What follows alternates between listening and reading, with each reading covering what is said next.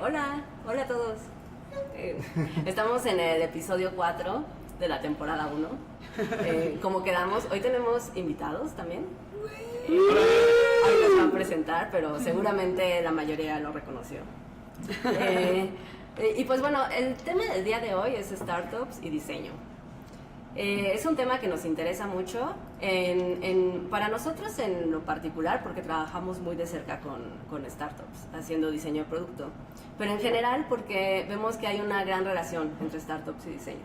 De hecho, muchas de las grandes compañías que han tenido éxito la última década son fundadas, o al menos uno de sus fundadores es diseñador, y de muchas otras, al menos uno de sus primeros 10 empleados es diseñador.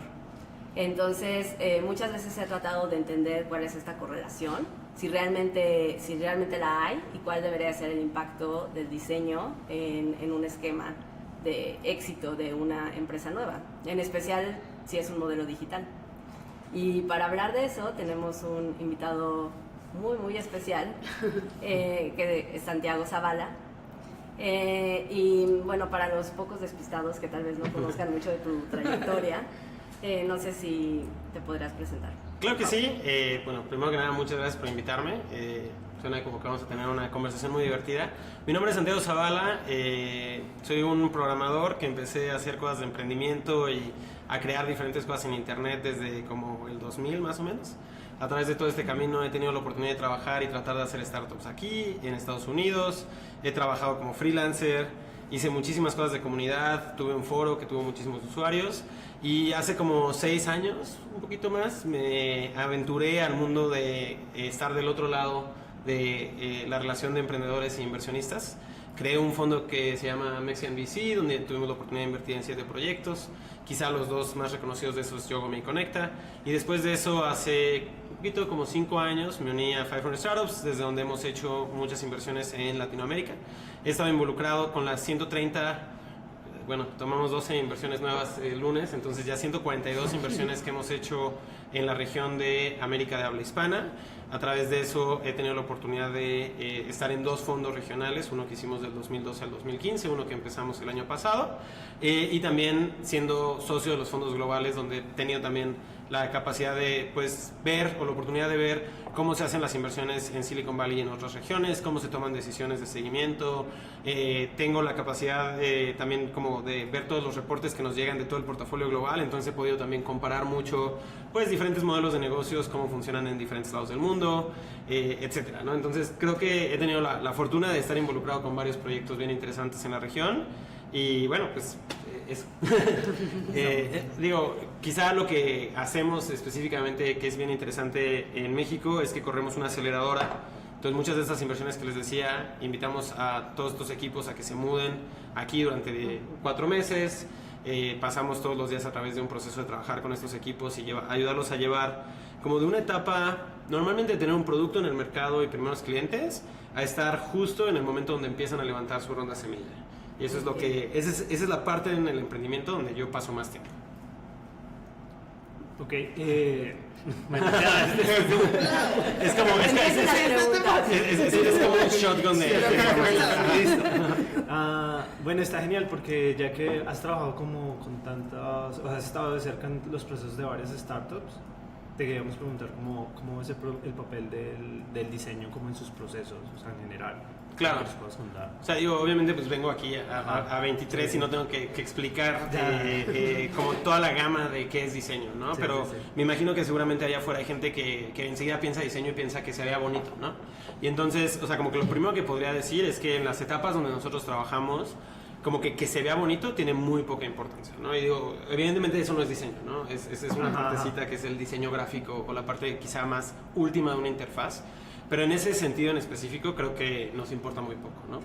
Del otro lado, donde nos empieza a importar mucho más, es como qué tan bien están siendo capaces de entender lo que el usuario les está pidiendo, ¿no? Entonces, creo que muchas veces nos topamos con emprendimientos en la etapa, quizá desde idea, primeros prototipos, hasta quizá empezando a levantar una primera ronda de capital, donde vemos que lo que están tratando de construir, más allá de ser como lo que necesita el cliente, el mercado o resolver un problema, es a veces como que la idea de uno de los fundadores, ¿no? Una de las fundadoras.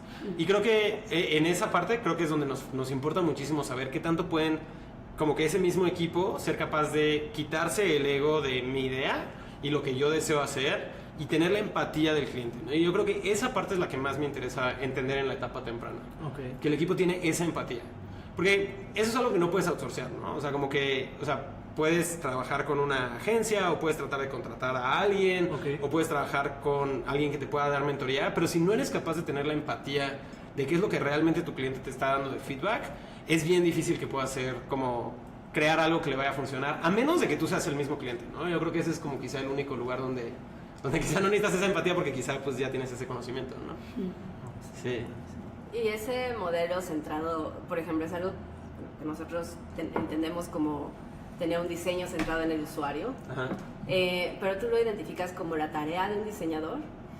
No, definitivamente creo que es parte de todos, o sea, sobre todo en la etapa temprana, como que, o sea, quizá podemos dar unos pasitos para atrás, ¿no? Una de las cosas que es bien importante en el emprendimiento, como de este tipo de emprendimiento que es de súper alto riesgo, donde estás tratando de proponer algo que no existe y quieres ser disruptivo y quieres que sea escalable, o sea, que es como que todo esto que estamos tratando de hacer en los startups, como que tiene esta capacidad de, o sea, como esta situación muy única de tener muy pocos recursos para hacer una meta muy difícil, ¿no? Y entonces, nunca puedes como que realmente tener en esos equipos todo lo que quisieras, ¿no? O sea, como que uno está tentado a decir quiero tener un gran como equipo de programación y un gran equipo de diseño y uno de marketing y uno de branding y quiero tener un equipo increíble comercial que tenga vendedores con diferentes categorías, pero de repente estás hablando ya de un equipo de 40 personas cuando ni siquiera has probado muchas cosas y no tienes el recurso para conseguir eso, ¿no? Entonces, normalmente lo que vemos en estos startups es que son equipos que son capaces de entender cuál es el reto más grande que tienen enfrente en ese momento y dedicarse solo a eso. Entonces, si en el momento en el que está el startup ya tienen como que un product market fit, pero lo que les hace falta es quizá crecer el área comercial, pues le toca readaptarse ese equipo a como resolver eso. Y a veces tienes un equipo que no tenía ningún vendedor, nadie que había hecho nada comercial, y de repente ahora les toca levantar el teléfono y ponerse a vender y ponerse una ropa bonita e ir a tener reuniones con gente que nunca habían platicado y pues toca hacerlo, ¿no? Entonces, cuando volteamos a ver el tema del diseño, creo que le toca al equipo hacer eso mismo, readaptarse un poquito, entender cuáles son las cosas fundamentales, empezar a tener esa empatía y empezarlo a hacer. Bueno, en el proceso que están haciendo eso, obviamente va a haber momentos donde quieran como que asistirse de personas profesionales, pero nunca va a haber una situación donde puedan decir como que, ay, bueno, eso nada más, pues contratan a alguien que haga el diseño y ya. O sea, porque creo que siempre que pasa eso, lo único que terminan es con lo mismo que tenían, pero que se ve más bonito y no sirve de nada. Es que también lo puedes ver del otro lado, o sea, tampoco es que va a contratar a un programador para hacerlo, o sea, a veces tienes que aprender a hacer esas cosas para poder también entenderlas, Claro. y poder tomar decisiones basadas en ello. Sí, una de las cosas que yo creo que es como uno de los como riesgos o de las razones por las que muchas veces fracasan este tipo de proyectos es cuando la gente no desarrolla sus propias habilidades mínimas de esas otras habilidades para poder tener una conversación con alguien experto, ¿no? Entonces, a veces no es que tengas que tú mismo ya decir, voy a aprender a programar y nunca voy a necesitar a nadie en programación y yo lo voy a hacer todo, ¿no? Pero sí necesitas entender, bueno, a ver qué lenguajes existen, qué significa lo que está pasando en el servidor, qué significa lo que está pasando en el cliente, para que cuando platiques con alguien puedas diferenciar si es alguien que pues realmente sabe o te está vendiendo humo, o si realmente la parte que te está tratando de vender es la que necesitas, ¿no? Entonces lo mismo sucede con el diseño. Si no hace el equipo fundador como que su chamba de tratar de empaparse un poquito de todos los diferentes temas, entender cuál es la diferencia entre que alguien me haga un logo bonito o realmente me haga como que un esfuerzo de entender qué es lo que mi cliente está tratando de hacer y que generemos una marca que le haga sentido a ese cliente, ¿no? Que son cosas muy diferentes. Sí. Y en especial el diseño de producto, creo que a diferencia de otros esfuerzos como programación, por ejemplo, o incluso ventas, es que es donde se encuentra la propuesta de valor, o sea, filtra, hay un diálogo entre el diseño, lo que se propone, los features, por ejemplo, que se van a desarrollar, cómo se van cómo va a ser toda la propuesta e incluso el modelo de negocio. Entonces, en esa parte no puede estar tan divorciado, Claro. me imagino. Sí, o sea, es la parte donde les digo como que es algo que no puedes outsourcear. O sea, es tan central, o sea, la mayoría de los productos, de los startups que estamos viendo, están centrados en crear un producto o un servicio, muchas veces que se entrega a través de algún tipo de producto o se automatiza con algunos productos. Entonces está tan central que es bien difícil que digas como, pues yo nada más quiero hablar con clientes, ¿no? Yo nada más quiero hacer esta partecita, porque esos equipos pues tienden a fracasar. Y ahí entra un tema muy divertido que creo que igual nos está comentando en redes, que es, ¿cuál es la diferencia entonces cuando el fundador viene de ser programador o el fundador viene de ser diseñador? O sea, si hay realmente algo Sí, que has haya... visto, sí. Sí, es bien raro, ¿no? Porque, o sea, creo que para entender eso quizá vale la pena como platicar un poquito de dónde veníamos y un poquito como cómo fuimos cambiando en todo ese proceso, ¿no? Cuando empezamos como Mexican VC en el 2011, pues veníamos mucho de haber empezado una comunidad de programadores y hacíamos un hackathon que se llama Super Happy Dev House. Entonces mucha de la gente que teníamos alrededor de nosotros pues era gente muy técnica, ¿no? Entonces pues teníamos un poquito de componente de diseño, teníamos un poquito de componente de haber hecho nuestros propios emprendimientos, pero definitivamente teníamos muy poco del lado como comercial o más de negocios tradicionales, financieros, ventas y otras cosas, ¿no? Entonces pues no es sorpresa que muchos de los primeros equipos con los que trabajamos pues eran equipos muy técnicos. Algunos de ellos funcionaron, como por ejemplo es el caso de Conecta, que pues terminó haciendo una solución que curiosamente es para developers, o Yogome, que pues de alguna manera era un producto que requería mucho de esa parte, y ellos tenían experiencia de haber hecho videojuegos, pero tuvimos muchos otros que necesitaban habilidades diferentes y pues no fueron exitosos, ¿no? Y después de eso, cuando empezamos el primer fondo ya con 500, como que una de las cosas que empezamos a hacer mucho era buscar equipos que fueran más complementarios, porque entonces nos había fallado, vimos de primera mano equipos fracasar porque no fueron capaces de salir a vender, no tuvieron la empatía de decir, bueno, el producto no tiene que ser perfecto, ya está good enough, voy a salir y voy a tratar de convencer a mis primeros clientes, ¿no? Y entonces que seguían iterando un producto o simplemente no tenían éxito del lado comercial, ¿no? Entonces empezamos a tomar estos equipos como más diversos. Incluso a veces creo que el péndulo fue como totalmente hacia el otro lado, ¿no? Entonces tomamos equipos que quizá eran muy buenos del lado de ya tenemos este plan de negocios, fuimos a un MBA, tenemos como todas estas como que alianzas que vamos a hacer, ya nada más nos falta hacer el producto, ¿no? Y pues también o sea, como que terminas del otro lado, ¿no? Y ahora pues tampoco significa que ese péndulo estamos tratando de ya nada más tomar cosas que están en medio, ¿no? O sea, lo que yo busco cuando estamos buscando nuevas empresas no es, voy a buscar un equipo que es bueno en negocios y es bueno en diseño y es bueno en programación y es bueno en todas estas cosas, porque no existe, o sea, ese equipo en verdad no existe, ¿no? Entonces ahora como lo trato de pensar un poco es cómo puedo tratar de encontrar y aliarme y fomentar a que existan equipos que donde sea que estén en ese péndulo están bien conformados para el problema que tienen enfrente, ¿no? Entonces, si estamos hablando de que vamos a fondear una herramienta para developers que está tratando de hacer algo muy técnico, que su cliente es técnico, pues está bien que sea un equipo que tiene un componente muy fuerte técnico, ¿no? Y quizá podemos, pues quizá no tener tanto de un tema de diseño visual o de negocios como que muy específicos, ¿no? Del otro lado, si tenemos a alguien que nos dice, no, mira, yo voy a hacer un marketplace donde de este lado vamos a ir a venderle a empresas multinacionales y de este otro lado vamos a ir a encontrar pymes y las vamos a tratar de juntar, y volteo y veo que el equipo es 100% técnico, igual y me espanto, ¿no? Entonces, como que de este lado, o sea, no diría que específicamente trato de que siempre nuestros equipos tengan un componente de diseño, pero evidentemente, si lo que están tratando de hacer es un producto que requiere iterar, que requiere, o sea, hacer todo este proceso que decías, pues vamos a buscar que el equipo tenga esas cualidades desde el principio.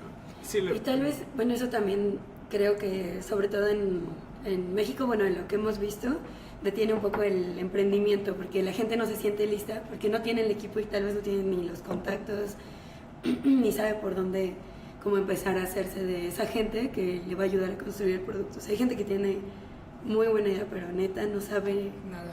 ni por dónde podría empezar a buscar gente.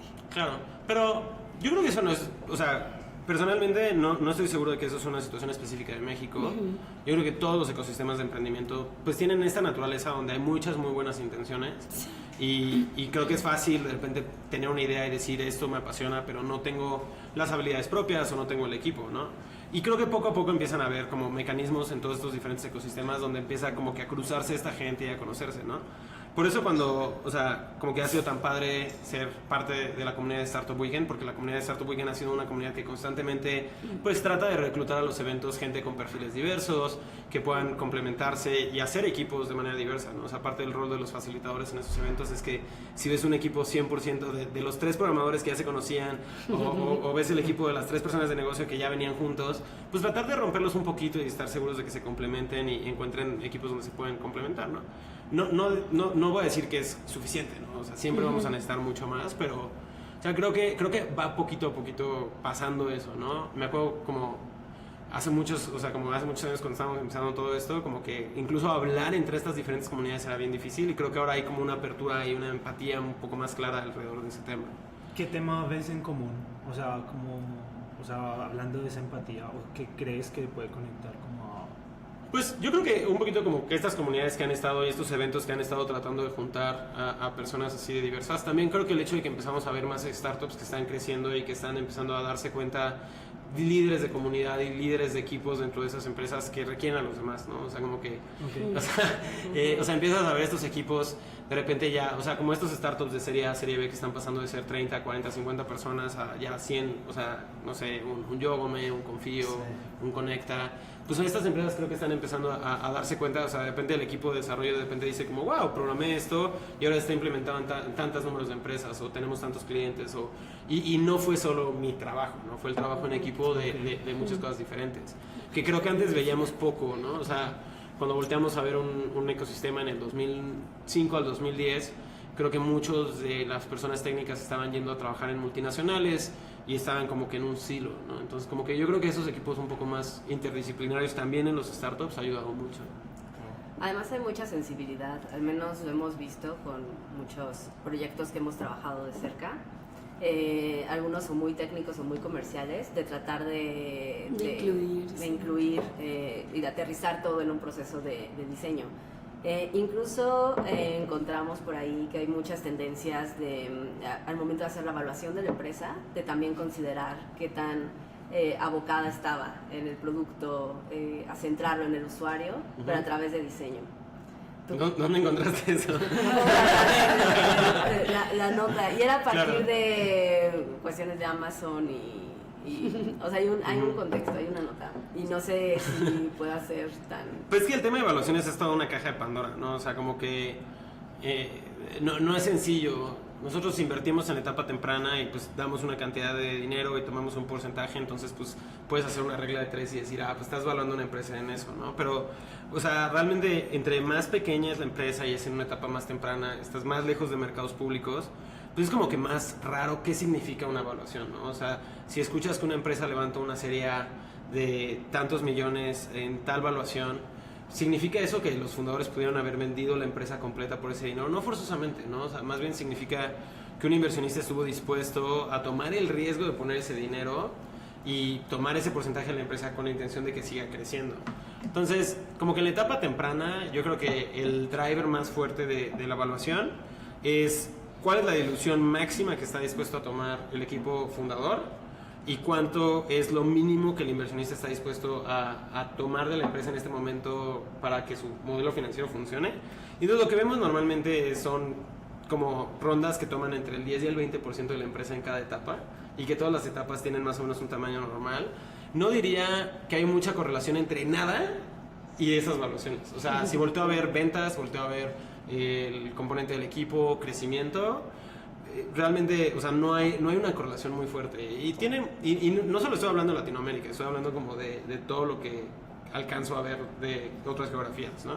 Entonces, creo que quizá en etapas mucho más adelante, quizá, pero no en nuestras etapas, creo. Evidentemente nosotros vamos a tener más intención de trabajar con equipos que nos muestran que son buenos haciendo las cosas, ¿no? Y si lo que están haciendo es un producto, pues queremos que sean buenos haciendo el producto. Y parte de hacer producto es diseño, ¿no? Entonces, definitivamente, como que sí vamos a ver más valor en un equipo que no tiene un como blind spot, ¿no? Pero tampoco diría que vamos a tener en una ecuación como que así binario, si tienen esto o no tienen esto, valen más o valen menos, ¿no? Okay. Uh-huh. Sí. Luego pongo el link. Evidentemente yo no estoy... No, me damos yo no estoy Claro. a favor o No, yo está- creo que esto debe ser, no tengo No, y ni digo- idea, y por eso tenemos al experto. No, y te preguntaba Pero que- dónde lo habías de visto que- para poderlo leer, porque está fake interesante. No, sí, No. no, es una Claro. fuente confiable. Una Sí. fuente. No, eso es súper interesante. Sí, sería bueno que lo pongas porque me encantaría leerlo. Y parte de lo que veo aquí rápidamente que comparan es como un poquito como Bezos contra Buffett. Y, o sea, como que sí, esto ya es como en una escala bien diferente, ¿no? Cuando volteas a ver, pues Buffett tiene como 30 y tantos billones de dólares, Bezos está por ahí también. Entonces, o sea, sí es como en una etapa bastante más adelante. Sí. Bueno, digamos, eso es como inversionista, la postura. Pero también tenemos de los fundadores la postura respecto a cómo deberían de absorber este tema de diseño. En el esquema, ya sea, cuando uno de ellos es diseñador, tal vez sea más fácil o no. O Más no, natural. también, Tal vez. o al revés, también sesga mucho el proceso. Y cuando no lo es, ¿en qué momento debiera empezar a pensar o a sensibilizarse sobre un tema? En específico pensábamos para un fundador o un equipo de fundadores que no saben de diseño, no son diseñadores, que a lo mejor son muy fuertes en la parte o técnica o de algún modelo de negocio o incluso de otro que hemos visto, de algún otro tipo de práctica o de mercado. ¿En qué momento podrían plantearse el invertir en producto, por ejemplo? Claro. Pues yo creo que, o sea, como que hay dos mentalidades diferentes ahí, ¿no? Como que me tengo siempre que poner como dos cachuchas. O sea, yo creo que como fundador, entre más sepas de todo, vas a ser mejor en lo que estás haciendo, ¿no? Entonces, y esto es como que lo que le llamamos ser como que en inglés rounded, o sea, como más redondo, y es como que no tener como que estos puntos donde de repente te pregunten como, oye, ¿y qué es este término financiero? Y digas como, ¿qué? O que te digan como, oye, ¿cuál es el stack en el que están trabajando? Y es como, el stack, ¿de qué me estás hablando, no? Entonces, o sea, creo que es bueno, como siempre, o sea, si alguien en verdad tiene cero contexto y nunca ha hecho absolutamente nada, creo que hay muchos cursos, hay varias comunidades, y le recomendaría a todos, así, si de repente es como que la persona que dice, yo no soy diseñador, no entiendo la diferencia entre la parte visual y la parte que es diseño de producto, no sé qué libros leería, o sea, nunca nada así, no he hecho nada para hacer eso, le recomendaría instantáneamente que busque cuáles son como que, y sería bueno que ustedes mencionaran cuáles son un par de las comunidades que recomiendan de esto en diferentes lados del país o de la región, ir y platicar y tratar de tener como que un entendimiento y preguntar, oye, si pudieras como que recomendar un libro para alguien que no sabe de este tema, ¿cuál sería, no? Personalmente yo el que me recomendaron en ese momento y leí, tengo que aceptar que me costó trabajo leerlo y terminé como que pasando algunas páginas rápidas, era el de Design of the Everyday Things. Ajá. No, entonces quizás ese es como el que a mí me recomendaron. Y Es el libro. es el libro. Este me Ajá. estaba recomendando en las últimas semanas. Sí, quizás sería bueno decirlo bien porque creo que lo dije horrible. Es The Design Of Everyday Things. of Everyday Things. Entonces está esa parte, ¿no? O sea, si no saben eso, creo que lo deberían de hacer. La otra parte está ya cuando lo necesitas. O sea, como emprendedores creo que sí es bien importante que de repente sea como que, ¿sabes qué? Lo más importante que tengo yo que resolver ahorita es X problema, ¿no? Entonces, como que de repente desgastarte y diversificar tu atención y no tener ese laser focus es bien peligroso. Entonces, el segundo sería cuando realmente esa parte en específico les está fallando, ¿no? Entonces, ¿cómo dirían ustedes que se ve cuando una startup está fallando en algo que le falta diseño? Pues de entrada está mal, o sea, porque no es como que el diseño, o sea, ponle diseño, métele diseño en una etapa en específica. Claro. O sea, si le hace falta diseño es porque de entrada se pensó mal el producto. Ok, Entonces, pero ¿cómo sabrías que el producto se pensó mal? se notan los Justo founders. ayer platicamos de la lista de cosas para detectar cuando un producto está mal hecho. Ajá. Y van desde navegación, que no puedas cumplir la acción principal, que no tenga, que no exprese el valor de la marca. o Hablamos del un poco de producto. capas, de hecho. O sea, hablamos de la capa que va más arriba de todas, que es la que normalmente nos suelta más errores, que es la del value proposition. Ajá. Si no es claro el valor, valor. del producto, Sí. todo lo demás cae por Cae. default. Que a veces puede ser claro el valor del negocio, pero no cómo aterriza en el producto. también Sí, puede ser. que, por ejemplo, muchos caen en la tentación de tener una app solo por tenerla, claro. aunque no tenga ninguna función. O que funciones, o tener todas las funciones en un momento en el que no. Claro. Sí. Entonces creo que ahí, o sea, un poquito como esa pregunta, y yo creo que es un poco el tema de capas, o sea, como que estoy seguro que cada una de estas capas tiene como un síntoma diferente, ¿no? De que no se está haciendo bien este trabajo. Entonces, por ejemplo, uno que yo identifico mucho es fundadores o equipos iniciales que de repente se acercan con sus clientes y el cliente dice, sí, sí quiero eso, pero luego cuando los mandas a la página no lo compran, no lo hacen, no adquieren, ¿no? Entonces, como que para mí ahí es claro que quizás sí está el value proposition, pero el producto no está siendo capaz de entregar el valor, ¿no? Entonces, si ese patrón está ahí, creo que es un momento muy claro de decir, necesito a alguien de producto. O está generando mucha fricción, o sea, entre tu objetivo y... Sí, Claro. con respecto a las capas, veíamos que había una relación siempre con el value proposition, que había, de alguna manera había que tener una coherencia entre lo que estás expresando en marketing, Ujú. lo que creas como producto y tu feature principal, y cómo eso se refleja a través del producto. Claro. Entonces, justo era todas estas capas y luego íbamos a la parte de navegación y checar cosas como más específicas como el Lenguaje. copy, el lenguaje. Claro, y entonces son diferentes tipos de diseño también lo que resuelven cada una de Sí. las capas, ¿no? Entonces es como que, por eso es donde como que creo que en qué momento deberían de preocuparse, pues depende en qué parte de ese funnel están y también dependiendo de ese funnel va a ser el tipo de diseño que van a necesitar, ¿no? Y en algunos momentos la respuesta a veces no es diseño, la respuesta a veces pueden ser otras miles de cosas. Y entonces, si la respuesta es diseño, porque están fallando en una parte de eso, pues ese es el problema que tienen que hacer. O sea, por ejemplo, si el problema es un problema de cultura entre el equipo, ¿qué pasa? Pues entonces lo que tienen que hacer no es como que decir, pues voy a traer a alguien para que me diseñe esto, ¿no? Tienes que ir y aprender de Human Resources y cómo estás contratando y cómo motivas a un equipo, ¿no? Y cómo eres un buen líder. Sí. Si de repente el problema es que tus proveedores te están fallando, pues quizá tienes que negociar con ellos mejor o algún otro tema. O quizá el problema es que para poder hacer todas estas cosas necesitas tener más dinero y entonces tienes que hacer fundraising y entonces tienes que entender cómo hacer un buen pitch, ¿no? Entonces, o sea, como que a veces es fácil pensar como, bueno, pues es que una empresa lo que hace es poner un producto y entonces un producto necesita diseño, entonces siempre necesitas diseño, ¿no? Y que sí es cierto, pero una empresa, aparte de ser ese producto, es la suma de personas que están construyendo ese producto, con la relación con sus clientes, con sus proveedores, con todos los potenciales recursos que necesitas para construir eso. Entonces, como que es ahí donde a veces como, ok, o sea, sí, ese equipo de fundador, pues tiene que también ver todas esas diferentes cosas. Entonces, como que creo que para mí el momento donde ese equipo que no tenía gente de diseño tiene que ponerse a ver todos esos temas es cuando está en el proceso de optimizar a que su producto genere ese value proposition, o antes si todavía no existe esa parte, pero también tiene que entender todas esas otras partes que pues también son importantes, ¿no? Porque sí, o sea, podemos ver muchísimos proyectos que han tenido muy buenos productos y han fracasado, ¿no? O sea, digo, estoy seguro que podemos pensar en gente y en proyectos que dices como creo que hicieron un gran producto y aún así creo que no fue exitoso, y a veces es por una cosa de que no pudieron crecer el equipo o no pudieron tener o sea, o hicieron un error en la manera en la que estructuraron financieramente la empresa o la velocidad en la que trataron de expandirse. O sea, en verdad, o sea, es por eso que emprender es tan difícil y es por eso es que vemos pocos casos de éxito y por eso es que los fondos tratan de tener portafolios pues, cada vez más grandes, ¿no? Por Incluso eso- a los grandes les pasa. Creo que no hemos tocado tanto el tema de Google Plus, que para mí es un gran ejemplo. Ay, Todavía me duele. Sigo usándolo. Es un gran producto y desde su concepción fue un gran producto, muy bien diseñado, muy bien ejecutado, pero a la larga no funcionó. Y Claro. hubieron otros factores que incluso a nivel de diseño no podías haber solucionado. Claro.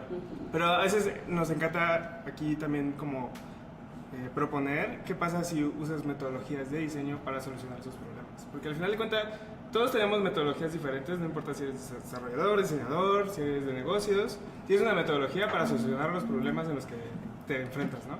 Claro. Pero, bueno, yo soy de los que cree que hay muchos de estas metodologías que incluso como diseñadores usamos, que pueden solucionar muchos problemas a nivel de negocios y a nivel de desarrollo. De incluso. equipo. De equipo, de recursos humanos. ¿Cuál era la pregunta? Claro, pero De ahora, grandes productos. Diferentes que factores fracasan. que pueden alterar. ahora se las puedo poner al revés, ¿no? O sea, estábamos pensando un equipo que no tiene gente de diseño y cuándo tiene que preocuparse por traer esas habilidades al equipo, ¿no? Pero pues también debería estar la pregunta inversa, que es un poco más como controversial o difícil de a veces entenderla, pero es como, ¿cuándo tienes un equipo inicial que tiene gente de diseño? ¿Cuándo tiene que dejar de hacer diseño y arreglar otras cosas, ¿no? Ajá. Como Twitter. en algún Creo que momento también nos le pasó, le sucedió porque Jack Dorsey es diseñador y le costó, tuvo una curva como muy rara de dejar de ser diseñador y empezar a adquirir otros roles. Déjanos editar tweets. Pero algo que sí pasa es que parece haber una correlación en que se acelera como cierto crecimiento, o la había, no sé si sigue haciendo, o si no hay una causalidad y simplemente es una correlación aleatoria de que siempre que hay diseñadores en la etapa temprana, se incrementa la posibilidad de éxito. Sí. Sí. Hay números al menos. Sí, eso seguro. O sea, yo creo que equipos más diversos que están más preparados para construir producto, pues van a ser más exitosos, ¿no? O sea, pero también, o sea, como que, digo, nada es como, no por ser controversial, pero nada es como para terminar de analizar todos estos temas. Eso que nos encanta de esta Claro, o sea, también está esta situación donde a veces se hace un sobrediseño, ¿no? Y a veces se pasa, ¿no?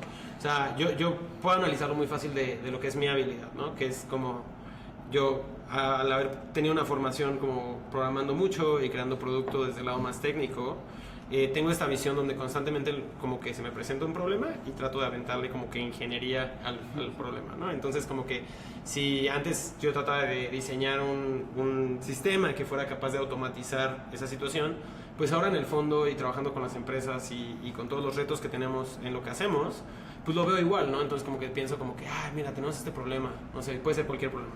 Deberíamos de construir un proceso que resuelva, que sea capaz de resolver este problema por siempre, ¿no? Y quizá es como que del otro lado hay alguien que es como que no, necesitamos en 2 semanas que esto esté hecho. No. Pensemos en un proceso para que cada vez que necesitemos uno de estos, oprimamos un botón y nos dé el resultado que queremos. Es como, pero eso toma más de 2 semanas. Sí, pero si ahorita hacemos esa inversión, imagínate, podríamos ya hacer una máquina que hace esto, o sea, que resuelve este problema, ¿no? Y digo, sí, pero eso tomaría, eso es todo un startup, Santiago, detente, ¿no? Hoy tienes que dejar de hacer eso y hacer nada más esto, ¿no? Y siento que a la gente que viene con una formación más de diseño le pasa algo similar, ¿no? Que es de repente como tenemos este problema, el problema es que necesitamos, no sé, contratar a alguien. Bueno, pues creemos un proceso de design thinking. Exploración. Para entender cómo se siente la gente cuando va a una entrevista. Y es como, no. Necesitamos contratar a alguien, tenemos 2 semanas, ¿no? Entonces, creo que también es importante como que saber como que tener un poquito de desapego respecto a lo que normalmente es nuestro lado para poder también escuchar a los demás, ¿no? O sea, ¿qué pasa cuando tienes un equipo que es alguien muy bueno en producto, que tiene como toda la experiencia habiendo hecho diseño, y hay una persona, pues no sé, que quizás está viendo como los retos que tienen de negocios o que tienen de otras cosas, y nos pasa muchísimo en el fondo que llegan equipos que tienen programadores, que tienen gente de diseño, que tienen diferentes, como que todo esto de producto, y de repente te das cuenta como, oye, ¿y cuántos meses de runway tiene? No, pues no, nada. Ahorita estamos como que al día, ¿no? Y es como que quizá tienen que dejar de crear producto y escuchar un poquito a alguien que tenga un poquito de planeación financiera, ¿no? Sí, que es interesante esto que comentas porque creo que es un problema que trasciende solo al diseño o al programador o incluso a cualquiera, y es la capacidad de autogestionar tu esfuerzo y tu trabajo. Y creo que ahí podemos también entrar en un tema que queríamos tocar contigo, porque sabemos que eres una persona que tiene una reputación muy fuerte de ser muy disciplinado, muy enfocado y de trabajar por objetivos. Ajá. Y de tener como mucho rigor para conseguirlos. Y por otra parte, yo creo que a muchas personas hoy, y en especial los diseñadores, tenemos como muchos problemas en ese sentido. No todos, evidentemente, pero es algo que viene en esta parte de autogestionar el propio trabajo, el esfuerzo, de pensar que sea balanceado, no hacer todo al último momento, tener entregas a tiempo, o sea con los demás o con nosotros mismos. Hay un gran tema. Entonces queríamos pensar si tú podrías hablarnos un poco de eso, de la importancia, darnos algunos consejos o compartirnos algo. No sé, como que es como miles de cosas, ¿no? O sea, como que la disciplina en un equipo es algo que se va construyendo día a día y es como un hábito, ¿no? Y tiene que ver como con muchas cosas. En un tema personal, creo que no puedes ir de 0 a 100, ¿no? O sea, como que tienes que ir construyendo poco a poco tu disciplina y poco a poco como que ir generando esos hábitos. Entonces, una de las cosas que nosotros tratamos de hacer en nuestros procesos de aceleración con todos los que estamos involucrados es al mero principio tratar de preguntarnos, bueno, ¿cuál es tu debilidad más grande? ¿No? Y después pasar por un pequeño proceso de tratar de mejorar en eso que eres débil, ¿no? Entonces, si alguien me dijera como, oye, mi debilidad es que no tengo disciplina, pues le diría como, bueno, vamos a encontrar una cosa en tu rutina que puedas mejorar y que puedas decir como, wow, ahora soy más disciplinado, más disciplinada en esto en específico. Y después encontrar la siguiente cosa y la siguiente cosa y la siguiente cosa. Una de las cosas que he notado que le ayuda muchísimo a la gente a mejorar su disciplina y que es algo que a mí me sirve muchísimo es una cosa que es como journaling, que es esto de escribir todos los días en un cuaderno, ¿no? Entonces, quizá, digo, si fuera una cosa que le recomendaría a alguien que dijera como a mí me falta disciplina, que le trataría de recomendar es que todos los días la primera cosa que haga productiva en el día es crear una lista de como lo que quiera hacer ese día. Y al final del día revise esa lista. O sea, es bien difícil porque las primeras veces que lo haces suena fácil y de repente te das cuenta de que de verdad hay días que te sientas antes de desayunar o después de desayunar y dices, tengo que hacer esta lista de cosas y de repente llega al final del día y no hiciste ninguna. Y pasa, o sea, digo, depende de cuál sea tu trabajo en el día a día, pero, o sea, de repente hay momentos donde es como que juntas y la llamada y de repente hubo algo y te jaló no sé quién para este otro proyecto y de repente, o sea, a mí me ha pasado, ayer me pasó, que llegué a mi casa a las 8 o 9 de la noche, abrí mi cuaderno y no había empezado la primera tarea que me había puesto en el desayuno, ¿no? Y pues me tocó desvelarme. Creo que esta conversación la tuvimos hace unos meses contigo también. Uh-huh. Y algo que me llamó la atención y creo que me gustó mucho también empatizar contigo, que es una palabra con la que comenzamos, es que en algún punto de tu vida pues no eras la persona que, obviamente no eres la persona que eres ahora, pero tampoco no eras disciplinado. De hecho nos platicaste que pues, de plano nada de disciplina. Claro, ni orden, y ahora tengo un poquito de orden, estoy todavía trabajando en eso. Y lo que me ayudó a entender un poco es que de alguna manera es el punto por donde todos empezamos y fue esta parte donde dije, bueno, pues yo también soy un desordenado en este momento. Seguramente si... Pero tiene salvación. Sí, tiene salvación, Claro. no es la muerte. Entonces, creo que sí, esa parte ayuda muchísimo. Ese es un tema bien fuerte, o sea, como que filosóficamente la capacidad de entender que siempre puedes mejorar en todo o sea, y que seas malo en algo no puedes dejar que te defina, ¿no? O sea, como que siento que hay mucha gente que dice como, ay, yo no sé dibujar. Hashtag narrativa. Y entonces nunca voy a saber dibujar y no puedo dibujar. O alguien que dice como, yo no puedo hacer nada bonito, entonces nunca voy a hacer, no sé combinar colores, ¿no? Y, Sí. o sea, es como absolutamente todo en el mundo se puede como que aprender y entrenar y practicar y pues platicar con otras personas y hacerlo, ¿no? O sea, gente introvertida puede aprender a hablar en público, gente súper extrovertida puede aprender a disfrutar la meditación, o sea, como que no hay absolutamente nada, o sea, si tú partes del yo soy así y no puedo hacer tal cosa, pues no lo vas a lograr, pero si cambias esa mentalidad a lo contrario está bien, y lo vas a lograr, ¿no? O sea, si le dedicas el tiempo y el esfuerzo. Otra cosa que es como interesante de este tema de disciplina es cómo generas disciplina. O sea, ese es como el tema personal, ¿no? Y es todo un camino que dura toda la vida y pues depende de dónde pongas tus fichas y tus acciones, pues qué tanto puedes lograr, ¿no?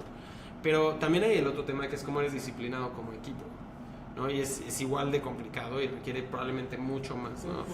Pero cuando tienes, o sea, si lo piensas muy en el abstracto y es así como que, oye, me voy a reunir con un grupo de personas para con muy pocos recursos, en muy poco tiempo, tratar de construir algo que cambie al mundo o cambie una industria, pues es probable, y probablemente diríamos como muy fácil en ese abstracto, que es probable que quieres tener mucho como que conciencia de cómo utilizas esos recursos y quieres tener como que una manera muy ordenada de tomar decisiones, ¿no? Uh-huh. Y sin embargo lo que sucede es totalmente lo opuesto, o sea, como que se vuelve una zona de guerra, oye, ¿qué está haciendo él? ¿Quién sabe? Pero ¿y por qué lo estamos haciendo? No sé, pero tenemos que sacarlo.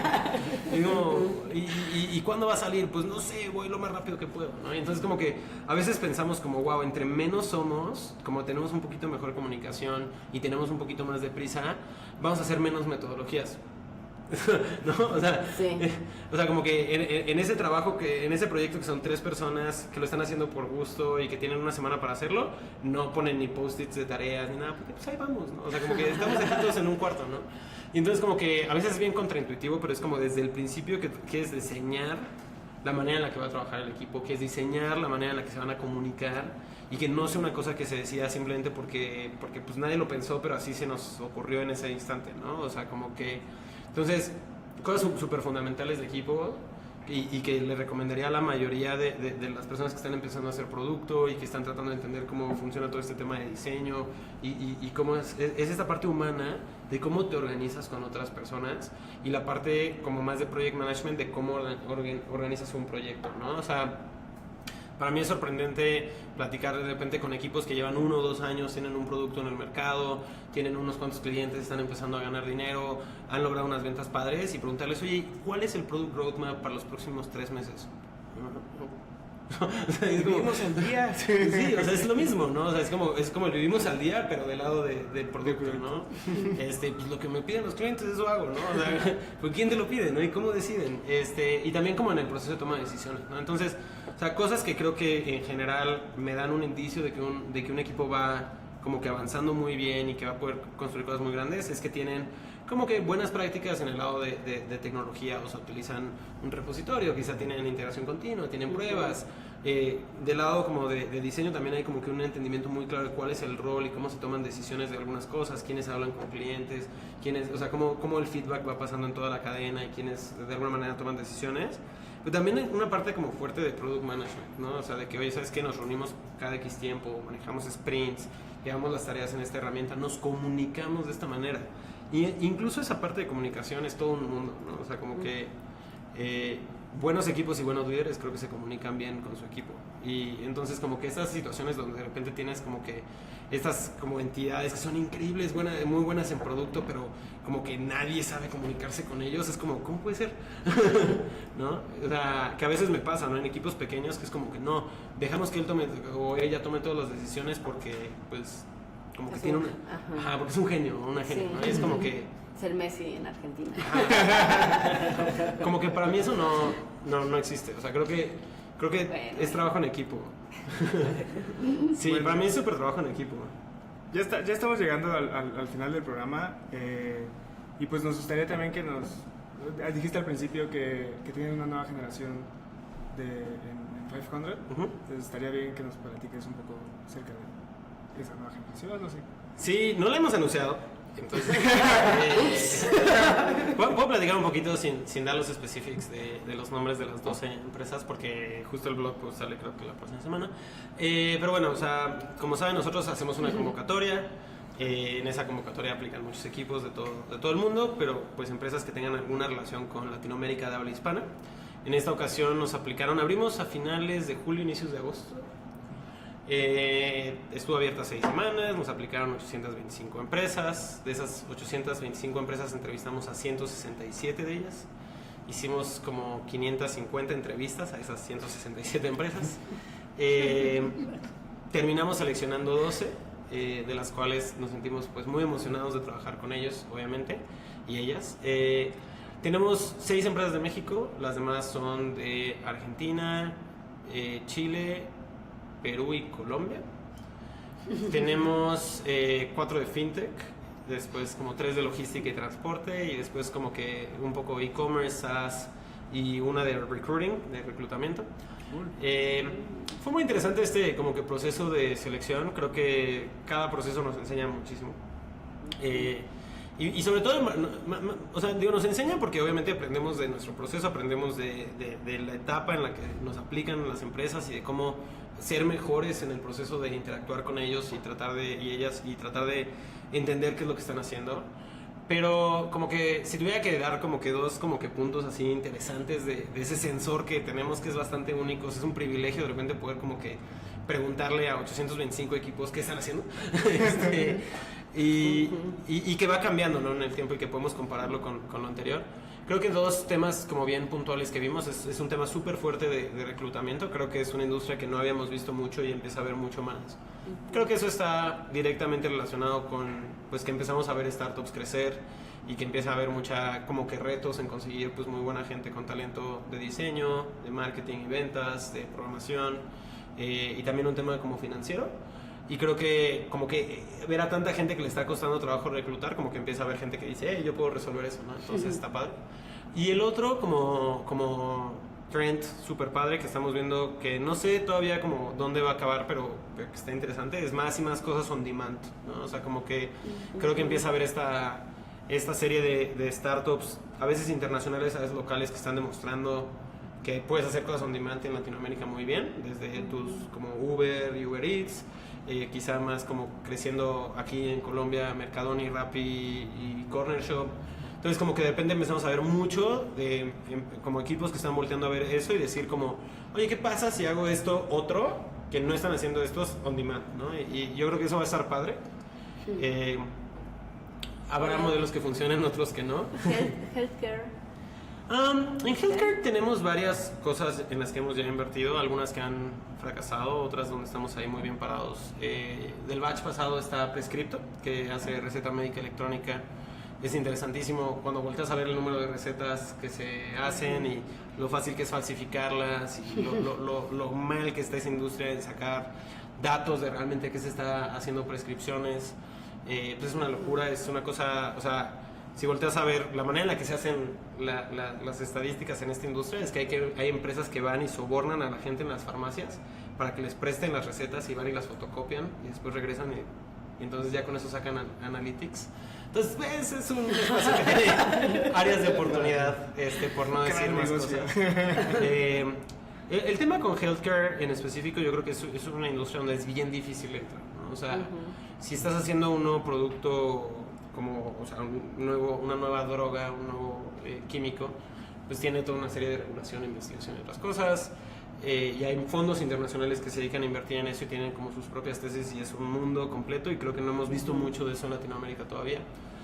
Hacer aparatos como que también tiene como un tema de regulación, es hacer hardware, tiene como que mucho tema de investigación, requiere mucho capital y creo que todavía la industria de capital va a tener que ser un poquito más como que sofisticada para poder invertir en este tipo de proyectos. Entonces, lo que nosotros estamos viendo en healthcare y donde nosotros estamos invirtiendo es en estos proyectos que pueden utilizar software para de alguna u otra manera engranarse en esa industria y traer eficiencias, ¿no? Lo hemos hecho con otras como que con otras industrias y creo que ha sido muy interesante y creo que es como pensamos que healthcare y startups en Latinoamérica van a crecer más.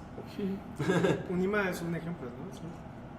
Unima es uno de los mejores ejemplos y está en ese tema de dispositivos, ¿no? Entonces vamos a empezar a ver a los primeros de ese estilo, pero definitivamente, o sea, creo que para que veamos muchos más de esos tiene que haber una industria de capital de riesgo mucho más sofisticada. Mencionaste software, pero ¿por qué hardware no?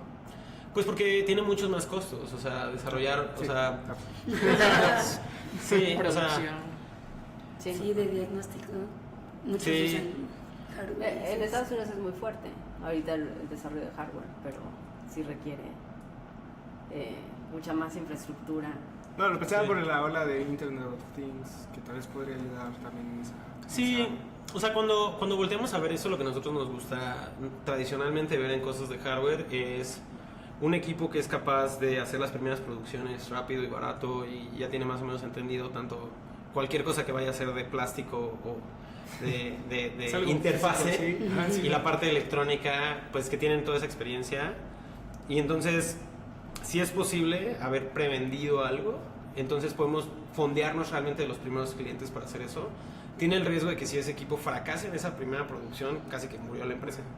Y entonces el problema es que cuando tú volteas a ver una cosa de Internet of Things sencilla, o sea, digo sencilla porque fuera nada más como que un sensor, algo tipo como que mira tus pasos o algo así, pues hay cada vez menos como espacio para eso porque ya todos los demás dispositivos Sí, Lo realmente hacen. Es que el sensor Y tienen es más. ¿no? Sí.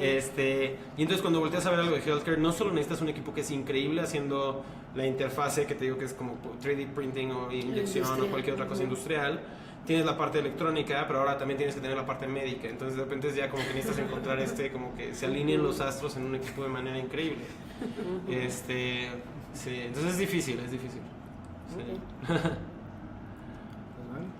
Pues bueno. Ya hay que ¿Qué más tienen en la mente? Pues ya. No, pues si fuera por Pues eso ya. nos quedamos aquí 5 horas también, ¿no? Sí, no hay nada más de comentarios ahí. Tenemos alguno que es G+, obviamente no saben. Hashtag #QuackRedStrong. ¿Qué porcentaje de startups son iniciadas, creadas por diseñadores? ¿Tenemos ese dato? Porcentaje no, pero podemos poner una liga. De hecho, voy a poner algunas ligas que somos de referencia. Yo ya puse una, la de basehittinvesting.com. Yo no estoy logueada aquí, pero ahorita ponemos unas ligas. ¿Qué recomendaciones claras nos puede dar para la formación de una nueva startup? Saludos. Y el signo de interrogación ahí. Lo Volando. leí como robot, Emoji, saludos, que no emoji, viste. 2 dedos. Ya va a subir. Bueno, pues es un poquito lo que decía, ¿no? O Sí. sea, obviamente está la parte de generar una propuesta de valor que esté ahí. Definitivamente, como creo que hay un tema de compromiso entre el equipo y lo que estás tratando de realizar, porque generar una startup, en el mejor de los casos, o sea, que sea súper exitoso y sea así el siguiente gran home run, va a tomar 10 o 15 años. En el peor de los casos, darle un buen intento va a tomar quizá un par de años. Entonces, o sea, definitivamente quieres como que tomar la decisión consciente de decir, bueno, me estoy comprometiendo a hacer esto por al menos los próximos 2 o 5 años de mi vida y si nos va bien potencialmente por los próximos 15. Yo creo que ese es un tema que a veces falta mucho. Y generar desde el principio como estas mejores prácticas, ¿no? O sea, realmente sentarse a diseñar como, bueno, yo quiero tener, o sea, como vamos a hacer un producto, entonces necesitamos tener una maquinita que desarrolla productos, que somos nosotros. Y hay que diseñar esa maquinita. Okay. Entonces Sí. también consideras que se requiere como mucha inteligencia emocional o Determinación. determinación. Y la palabra clave del día, Empatía. se fue. Empatía. Empatía. Pero es que empatía es parte de la inteligencia emocional, definitivamente. Y yo creo que, digo, hay toda esta... Como hay una serie de observaciones que gente ha hecho que no estoy seguro que estoy 100% de acuerdo con ellas, pero que al menos pues tienen buenos ejemplos, que es como en los 2000 como que los fundadores de empresas y las fundadoras de empresas eran como que estas personas muy relacionadas con como ser como muy genicillos. Sí, la sombra de Steve Jobs. Antisocial. Y que ahora los que vemos ahora quizás son más como que gente mucho más cerca del mundo de diseño, pero mucho más como que buenos comunicándose y que han tenido como que mucho más como empatía y otras cosas. Y hay gente que dice que es porque el tipo de problema antes era un problema, o sea, crear Facebook era un problema 100% tecnológico y escalar los servidores y crear el software y otras cosas, pero que ahora estás como que generando algo mucho más de cerca con el mercado o la industria, entonces necesitas como que tener más empatía hacia tu industria y que te perciban como una persona, pues no sé, buena, ¿no? Confiable. Ajá. Es que diría esos problemas, bueno, no te diría, creo que eso, vamos a hablar también aquí, esos problemas ya fueron resueltos en su momento, o sea, lo de escalar, tener servidores que puedas escalar y toda esta parte de tener un producto que pueda ser sólido arriba, ya está resuelto y puedes fácilmente montarlo, bueno, no fácilmente, o sea, tiene su complejidad, pero no es tan difícil como lo hacías hace 10, 20 años. Claro. Sí, igual te digo, la parte de por qué no estoy seguro de que estoy de acuerdo con esas observaciones, porque todavía hay una cantidad infinita de retos técnicos complicados que Claro. seguramente equipos como 100%, pues no sé, técnicos podrían llegar a resolver, como hay miles de negocios que se pueden construir que requieren mucho más interacción con clientes finales. Pero pues a la larga creo que sí, o sea, si tienes que tomar una apuesta entre tener mejor empatía, mejor inteligencia emocional contra no, pues creo que... Sí. Sí, si se cae Slack en 2017, pues... Exacto. Súper cool, muchísimas gracias por la invitación. No, a ti. Ya no hay más Increíble, comentarios. ¿no? Ya estamos con eso, ¿sí? Sí, vi que había uno de qué porcentaje de startups son iniciadas y creadas por Claro. diseñadores. La verdad es que no tengo un número, pero me puedo comprometer a tratar de echarme un deep dive al portafolio y tuitear pronto ¿Cuántos? qué tenemos en Latinoamérica. Será súper, súper Sí, interesante. el que está un poco más difícil porque como que me tomaría más tiempo, pero quizá colaborando con mi equipo podríamos sacar es de las 825 que nos aplicaron. Y digo que está difícil porque es entrar en AngelList a cada uno de los perfiles y ver si por lo que escribió lo podemos o la podemos traer como diseñadora, pero, Y si está, ¿no? pero sería interesante. Pues sí, habrá muchos que quizá no pues sí, es que sí hay muchos perfiles que de repente nada más ponen su nombre. Es raro, Pero como un reporte, aunque sea anonimizado, Ajá. de insights de diseño, pero no solo de diseño, creo que Sí. sería de mucho valor Valioso. para la comunidad. Sí. Que al final, digo, son números súper interesantes para como observar la industria. Al final, pues obviamente el mejor equipo que le va a funcionar a cualquier persona que esté afuera pues, es el que le haga más sentido. Porque, o sea, si tienes la opción, o sea, si las estadísticas nos dijeran como que tener un equipo diverso que tiene un componente de diseño es estadísticamente mejor para tratar de llegar a una serie A o algo así, pero del otro lado como que en tu red no tienes a nadie que ya confíes y que tenga el compromiso en tu proyecto, pues sería peor que tomes a alguien con quien no tienes esa relación o no hay el compromiso solo como para estadísticamente estar más cerca del equipo ideal, ¿no? O sea, digo, al final creo que, o sea, es interesante estudiar todas estas cosas, pero al final si pueden tener un equipo con el que realmente confíen y que se sientan como cómodos crean y en el cómodas, proyecto. ajá, yo creo que ese es el mejor equipo. Increíble. Supongo que sí, ya.